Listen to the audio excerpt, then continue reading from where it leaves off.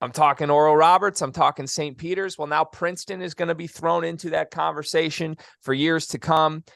I don't really know how they did it, to be honest with you. I know that Arizona clammed up in the first game. I know that today they were the better team for 40 minutes against Missouri.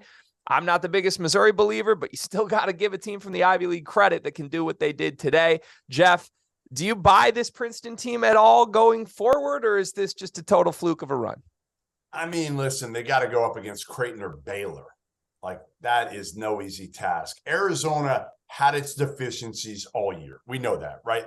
Two bigs, couldn't really guard. I'm not saying I expected Princeton to beat them.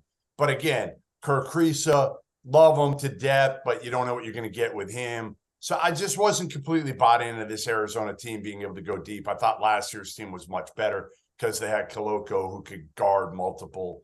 He could guard anybody, honestly. He could guard whatever, 1 through 5. But, listen, Missouri played over its head to me most of the year. Like, Dennis Gates did an incredible job with that group, playing small ball.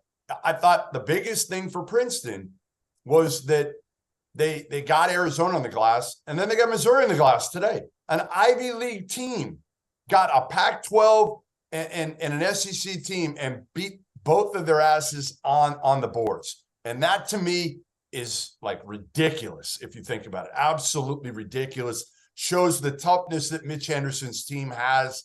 And I think that was huge for them.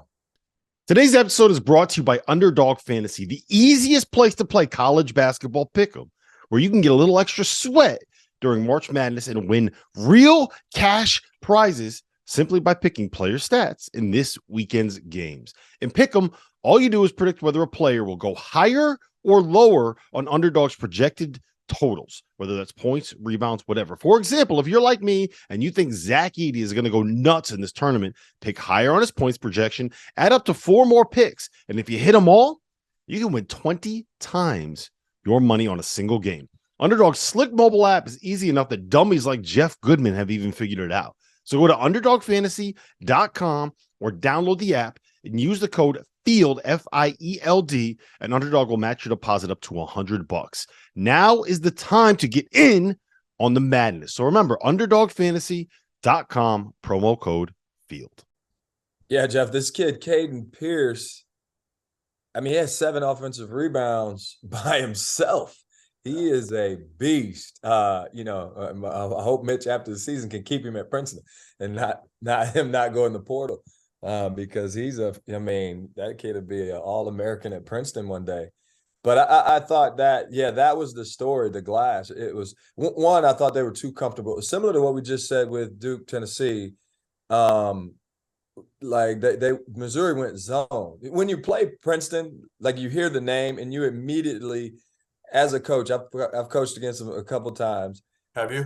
First, and then the Princeton system. I coached against Mitch when he came into Butler, and I was scared to death. Because you don't want to schedule Princeton, right? You don't. No way. And we played them on a back-to-back. We played Friday, we played Saturday, and then we had Princeton on Sunday with no prep.